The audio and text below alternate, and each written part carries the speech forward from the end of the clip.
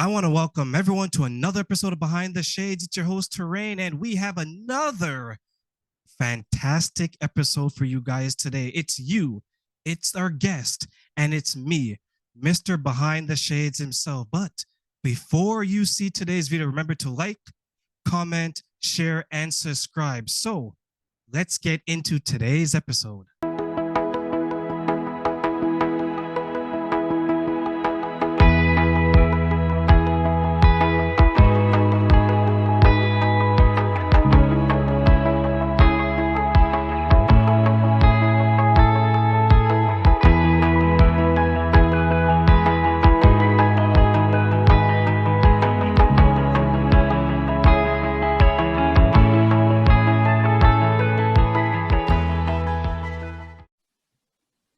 You can bring your problems wherever it is you go. Like I can come from Toronto to where you are, from where you are, we can go wherever.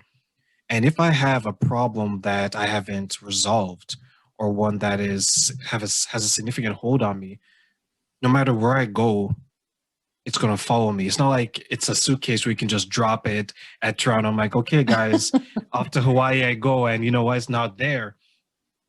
But the opposite seems to be true when it comes to joy, right? You can be joyous in Toronto, but not so much in another part of the world. But if you're miserable in one part of the world, it seems to be more likely than not you're going to be miserable in that part of the world. And looking back on what you shared and what you experienced and how you're helping others, were you surprised about the things you found out about yourself during this time, from almost sideswiping someone who's working on the truck, from the divorce, from the anxiety, from all these things happening? Did it catch you off guard to the point where you were surprised, saying that I can't believe me, Erin, is going through that right now?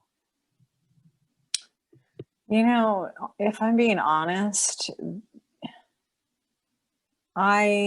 one of the things that I teach people is that you are not your thoughts and you are not your emotions.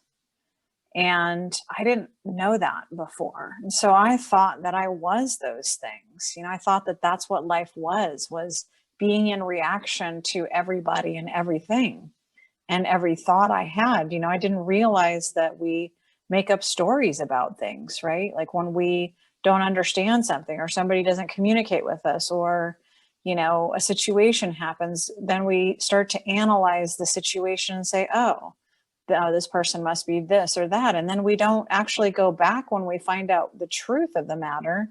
We don't go back and go, wait, that didn't actually happen, right? So I was not oblivious is not exactly the right word, but sort of, you know what I mean? Like I was just so caught up in my thoughts and in my reaction to people and circumstances that I just thought that's what life was. It was just a series of challenges. And, I would just try to analyze all of them. And I have a degree in psychology. So there are things that I learned getting my degree that I didn't really use until the last 5 years, where I was like, oh, that's what they meant by that. It's so, the cycle of, being lost in your life and in the challenges and the, stuff is just sort of insidious. It just kind of like seeps in and you don't even recognize it, or at least I didn't. So in terms of like, I was just in it, you know what I mean? I was just always in every challenge, problem, whatever, all day, every day. I mean, I think about it now and like, it was exhausting. I mean, I couldn't even maintain that anymore.